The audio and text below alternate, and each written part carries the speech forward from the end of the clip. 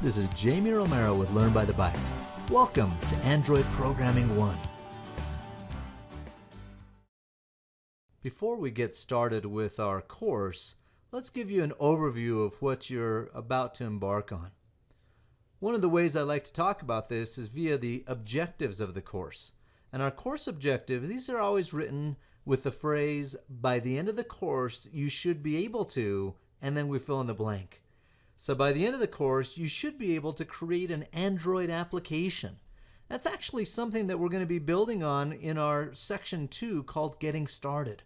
We'll talk about what Android is and the architecture and the Dalvik VM, DEX files, all the basics of Android. But then we'll be building a simple Android application. Kind of a hello world kind of thing to start with, but you'll be not only watching me create that, but I'm going to encourage you to build it as well. And throughout the course, we're going to have exercises. We're going to have labs. So when you're done with watching the videos, you're then going to be challenged on your systems to come up with your own solutions to various exercises. And we don't just leave you hanging there. We don't just tell you do these labs, but instead we also have lab reviews. And so for each one of the exercises, I'm going to have a video or maybe a series of videos where I'm going to explain to you how maybe I would have gone about creating a solution to an exercise. So definitely by the end of this course, you should be able to create Android applications. By the end of the course, you should be able to create an activity and manage its life cycle. Well, we will have talked about activities back in section 2, Getting Started, but we're going to go deeper into them in section 3, just devoted directly to activities. An activity is like a screen that you interact with in Android. And so we'll talk about the life cycle, the callback methods. We'll see how we can have one activity call another using an intent. We'll also look at an XML file called the Android Manifest XML. This is how we configure our Android apps. Again, we have exercises, we have solutions that are recorded to those exercises. By the end of this course, you should be able to access resources programmatically to optimize maintenance and localization. Well, that corresponds with section 4 on resources. Resources, these are things like strings, so like text. These are things like images, colors, styles, dimensions, anything that you don't want to embed in your code. You want to break those out somewhere else, like into XML files. That's what resources are used for. We also use them for localization. So you can have things like text strings and the like that you're not going to hard code into your program, but rather maybe make use of things from these external files, these resources, and you'll have Android swap in the appropriate one depending upon the locale that the particular device is running in. Again, exercises and lots of reviews here. So 1, 2, 3, 4, 5, 6 review videos that go with the exercises for section 4. By the end of this course, you should be able to build interactive activities with various Android user interface controls. That is the focus of section 5, views and event handlers. In that section, we're going to be talking about things like text views and edit text, buttons, checkboxes, radio buttons, date pickers, progress bars, lots of different controls, different widgets that you can make use of in your Android user interfaces. Well, we'll also be able to listen for UI events using inner classes. So not only are we going to be able to put these things on the screen, but we can listen for example, text changed events. So when something is modified on the screen, we'll like maybe some text is entered into a text box, we can write some code to react to that.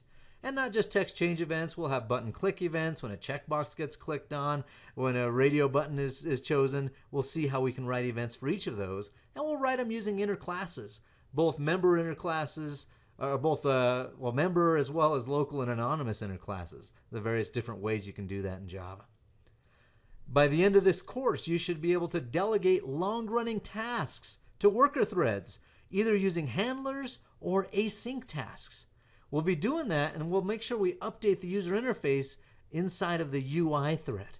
So this whole conversation about threading with handlers and async tasks, these are also topics that are going to be covered in section 5. We have a couple of different lectures, probably about 20 minutes of talking there on these threading concerns. Again, there's exercises. And very interesting here, lots and lots of reviews of those exercises. So this is the final chapter here in Android Programming 1. We have 5 sections overall, although section 1 is just this overview stuff. But since this is the final section, we have some pretty substantial labs for you to work on. And so as you can see, starting with, at least at this point, it's lecture 74, all the way through 89? Goodness, 15 different review lectures here to talk to you about those exercises. So lots and lots of opportunities here for you to use your keyboard to not only listen to me talking about this, but for you to try it out yourself. That's ultimately how you're going to learn this stuff. Okay, so that's what we're covering in the course. Those are our main objectives here in Android Programming 1. Let's talk about who this course is for. And so if I go to course overview, what is the audience? Who's this course intended for? Well, the audience would be any kind of programmers that are new to Android. So if you haven't done a lot of Android work before, maybe you're brand new to Android and you want to learn how to write Android apps, well, this course is for you. But there are some prerequisites. We do expect you to know some Java. So you can either have Java experience maybe out in the real world, or perhaps you've taken our other Udemy course on Java. Let me see if I can find that course. So, one second actually. Let me pull up an alternate browser. I have this one loaded up with information in it I don't want to lose. So I'll go out to udemy.com. And if you haven't already seen our Java programming course, I do encourage you to take a look at that, especially if you don't have that Java background.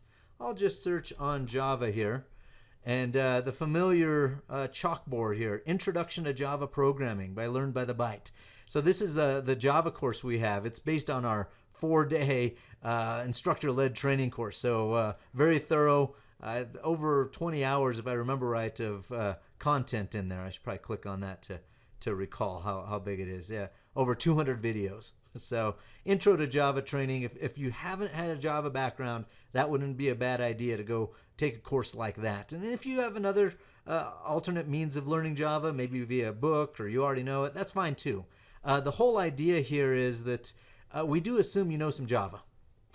And a little bit of XML. You need to know the basics of XML because we will be modifying XML documents. Your environment. Each of you is going to have set up a workstation. You're going to have your computer configured with Java 6 as well as the Android Developer Tool bundle. Well, how are you going to do that? Well, we have videos to help you with that. So we have a couple computer setup videos, part 1 and part 2, that are going to talk to you about how you can get your machine ready to go by installing Java and installing Android. What else have we got here? We have suggested references. So in addition to taking this course, where else can you learn about Android? What else can you do?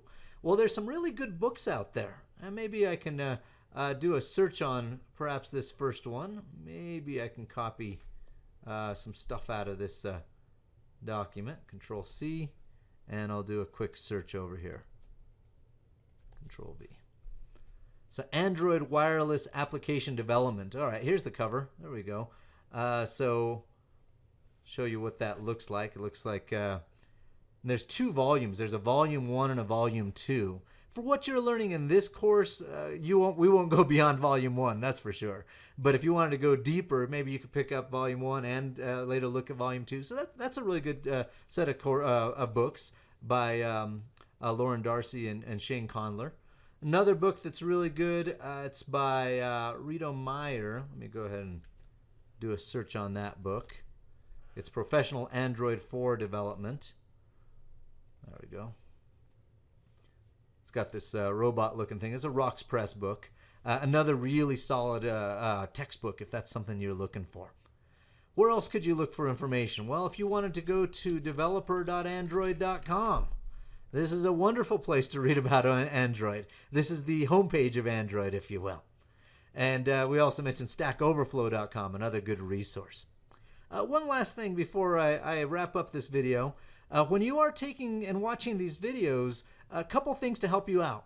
One is you probably want to go full screen when you watch the videos. Otherwise, it might be hard to see the content. And so when you push play on these, there's going to be an option down here to go full screen. The other is under HD, do 720p rather than 360p. That's going to give you a better view. It won't look as fuzzy. Finally, you might have off to the right, depending upon the video, there might be some downloadable materials. So in the case of the setup video, we have a document, a PDF, that supplements it. The same will be true like on the lab videos. There'll be a PDF over there that helps explain what we're looking for in those exercises.